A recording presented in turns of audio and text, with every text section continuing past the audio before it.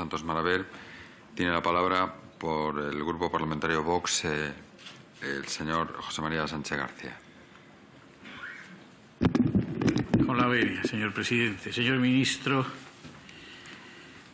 nosotros, el grupo en cuyo nombre hablo, quiere darle a usted un voto de confianza después de la larga decepción que ha supuesto el mandato de su predecesora. Y quiere darle un voto de confianza porque creemos que es imprescindible para la economía nacional que se sepa cuál es la política económica y que ésta esté bien concebida y bien diseñada.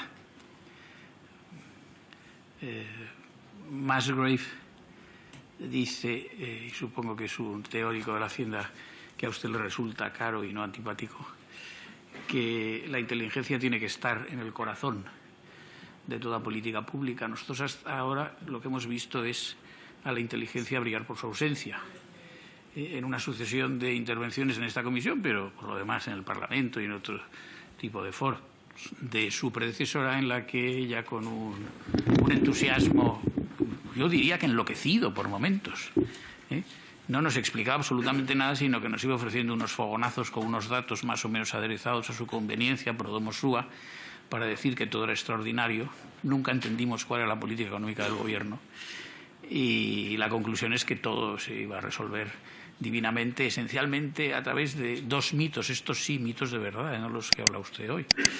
El mito de la economía verde y el mito de la transición digital, que esto era como un ungüento amarillo que todo lo resolvía y que lo que podíamos esperar eran años de esplendor, bonanza, euforia, abundancia y toda acumulación de bienes en este que para ella no es valle de lágrimas, sino que sería como una suerte de paraíso. Bien, en esta medida nosotros queremos tratarle hoy a usted respetuosamente en el orden intelectual y político, quiero decir, pero debo decir que usted nos ha decepcionado un poco también. Bueno, un poco es por ser amable. A mí me ha decepcionado mucho porque, a diferencia de lo que ha hecho el portavoz de Sumar Podemos, o de Sumar, perdóneme, señor Santos, Sumar solo. Bueno, pues bien, suma usted menos. Entonces, el portavoz de Sumar, usted sigue sin decir una palabra como su antecesora de cuál es la política económica del Gobierno. A mí esto me resulta chocante. Siendo usted ministro de Economía, usted ofrece datos y cuando da esos datos, luego trata con ellos ilustrar un panorama. Usted también ha sido optimista. No, el señor Santos, portavoz de Sumar, ahora no me equivoco creo, ha apelado a una política keynesiana, sin más. Una cosa caduca, superada, sabido que no contribuye en modo alguno ni a la riqueza ni a la prosperidad de las naciones, pero bueno, es su posición. Yo no la comparto y creo que es algo muy superado y que está lastrado en su caso por un prejuicio ideológico, como todos los grupos que hablan aquí ordinariamente, ¿no? Prejuicios ideológicos o intereses prácticos más o menos pedestres. Pero usted no nos ha dicho nada de esto.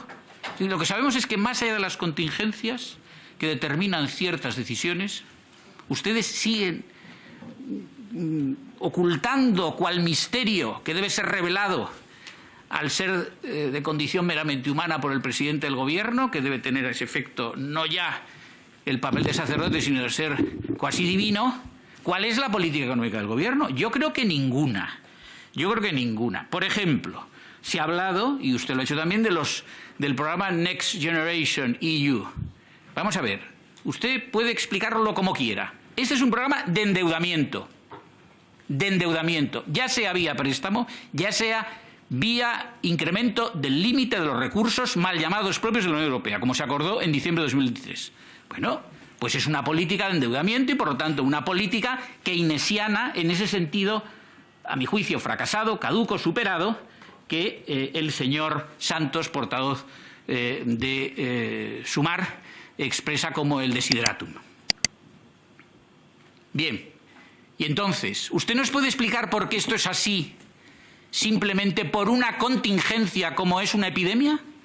¿O por una contingencia ulterior como es la guerra de Ucrania? Es decir, ¿qué ha habido en su conciencia en sentido intelectual, en la suya y en la de los eurócratas, para concebir un cambio de política económica cuando antes todo era las políticas de austeridad, y ese respeto escrupuloso, en algunas ocasiones relajado, de las reglas fiscales. Ahora no.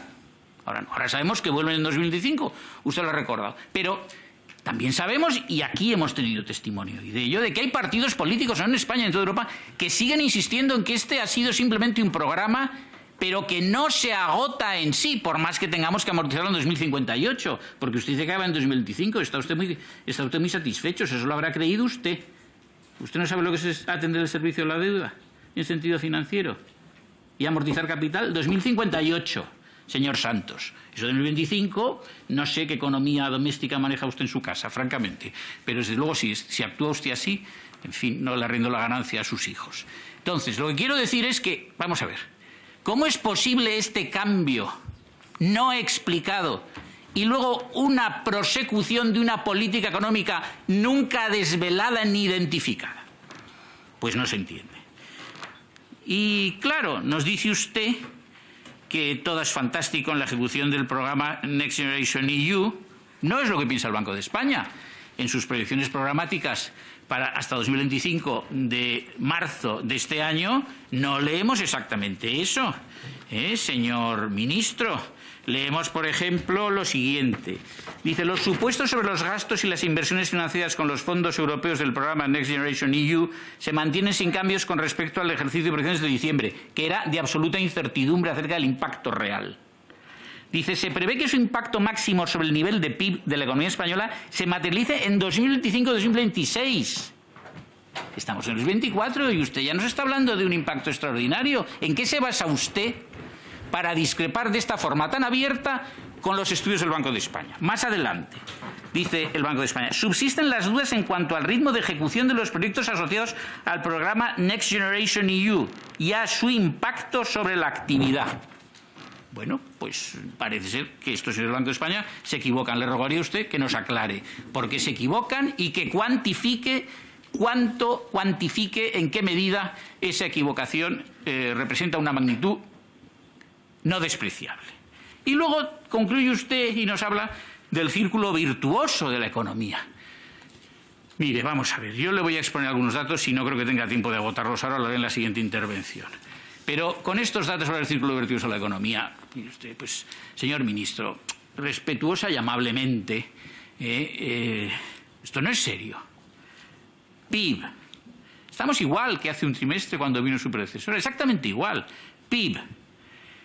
Bien, sí, un crecimiento respecto a 2019 del 2,5%. PIB real per cápita, un crecimiento desde el último trimestre de 2019 del 0,1%. No hay crecimiento en la riqueza de los españoles. No lo hay, porque no se acompasa el crecimiento con el crecimiento de la población. Esto es elemental. PIB real per cápita medido en poder de compra, tomando el medio de la Unión Europea, los 27 Estados miembros, tomando como índice 100, en el caso de España, menos 2,2%. España es, junto con Estonia, uno de los países que se encuentra entre los últimos en relación con este indicador. Y entonces, ¿esto es para estar muy contento y satisfecho? ¿Y que todo es maravilloso? Pues explíquenoslo usted. Yo le ruego a usted que tome nota, si, en fin, considera que merece la pena, y usted nos responda. ¿Cómo es posible que con el mismo PIB real per cápita del último trimestre de 2019 usted eche las campanas al vuelo? ¿Al vuelo por qué? ¿Y qué campanas, señor ministro? Bueno, por el lado de la oferta, para seguir con esto que llama usted el cuadro macro. Por el lado de la oferta, sector primario, menos un 17,2% de producción desde 2019. Se han perdido en el sector 92.000 puestos de trabajo desde finales de 2019. ¿Qué me dice usted de esto? En la industria, menos 2,3%. En la construcción, menos 10,7%. En los servicios, sí, se ha crecido un 5,7%. Ah, pues lo mismo que le dije a su predecesora. Es que ustedes confían el crecimiento y el carácter robusto de la economía española en el sector servicios. Es evidente que ustedes tienen un entendimiento muy distinto del que nosotros tenemos de cualquier economía. Por el lado de la demanda, gasto en consumo final de los hogares. El gasto en consumo respecto del último trimestre de 2019 ha crecido un 0,2%, es decir, no ha crecido. ¿Usted me puede explicar si esto es un dato positivo? Si el señor presidente me mira ya con cara de sentenciarme y, por lo tanto, antes de que proceda la ejecución de la sentencia, yo me voy a reprimir y continuaré después. Y muchas gracias y perdón. Hola, Benia. Bueno, yo no creo, a diferencia del Grupo Popular, que el señor ministro sea descortés. A mí me ha parecido una persona cortés. Lo que pasa es que aquí no venimos a una clase de urbanidad. Entonces, su cortesía no justifica la poca enjundia de la interpretación que usted ofrece a la economía española. Usted ha vuelto a omitir cualquier calificativo relativo a cuál sea la política económica española.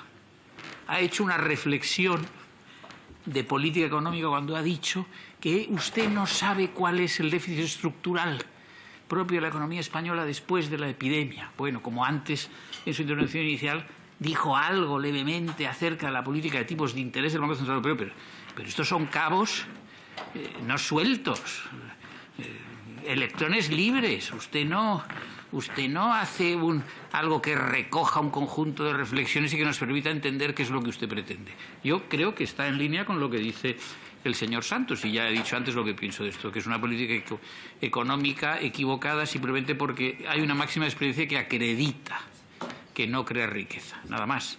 Si usted dice lo contrario, pues no lo sé. Es que no ha dicho ni sí ni no, sino todo lo contrario. Por otra parte, discute datos. Yo, mire, los datos que he utilizado son los datos del Instituto Nacional de Estadística, de Eurostat y de la encuesta de población activa. Y además nos facilita el Congreso mediante su servicio de estudios económicos, de modo que está a disposición de todos los diputados que los quieran consultar. Claro, si usted viene aquí a negar estas cosas o a decir que no, que el dato es diferente, etcétera, bueno, puede usted llegar a hacer bueno lo que pone en boca de Pío Cid Ángel Ganivet, ¿no?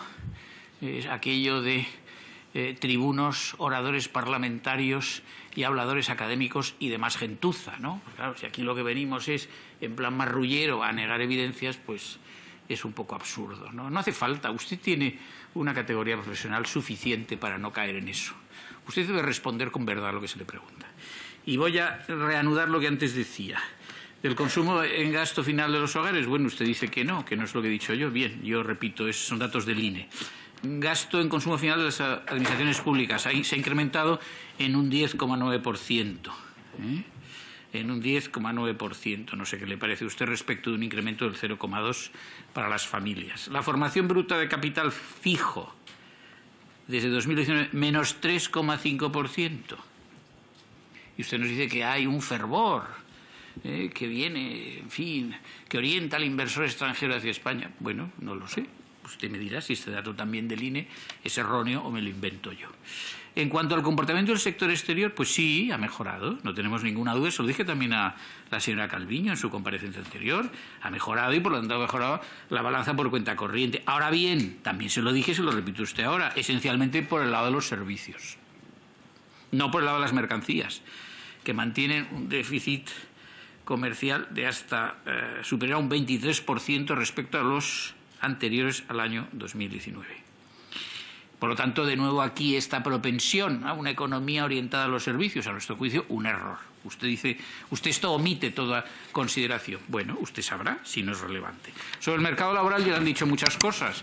Usted me dice que yo he criticado las reformas estructurales o no sé qué cosas, y yo no hablo de eso. Yo no he criticado nada. Lo habré soñado usted, pero en fin. No, mire usted, el sector público ha crecido el número de empleados en 2019 en 340.000, el sector privado 940.000. Por la desproporción entre uno y otro, esto significa que en el sector público el crecimiento ha sido del 10,5%, mientras en el sector privado solamente el 5,6%. ¿Le gusta al señor Santos o no le guste? Esta es la realidad. Un indicador malo. Si usted me dice que es un indicador bueno, pues volvemos a lo mismo. Usted se recrea en esta política keynesiana caduca, rancia, malentendida y superada. Y podría continuar. Si me da usted un segundo, señor presidente. Sí, un segundo. Me lo ha dado el señor presidente. Ustedes no son competentes. Entonces, vamos a ver. Sobre el déficit de las administraciones públicas. 15.043 15.043 millones más de 15.000 millones más de déficit que en 2019. El Gobierno ha introducido un agujero, perdóneme la expresión, desde el comienzo de 2020 de más de 312.000 millones de euros. En cuanto a la deuda, pues estamos en una diferencia respecto a 2019 de 350.000 millones. Es lo que supone el mandato de Sánchez de 2019 en términos de deuda de las administraciones públicas. Señor Sánchez. Pues ya me contará usted. Con un crecimiento de la deuda a más de un 25%, una economía cuyo PIB crece, con ese caveat que he hecho antes, señor Sánchez, a un ritmo del 2,5%, pues no lo sé, insisto, su entusiasmo, pues yo todavía lamento poder decir que no lo he visto debidamente justificado en sus intervenciones. Nada más, gracias. Muchas gracias.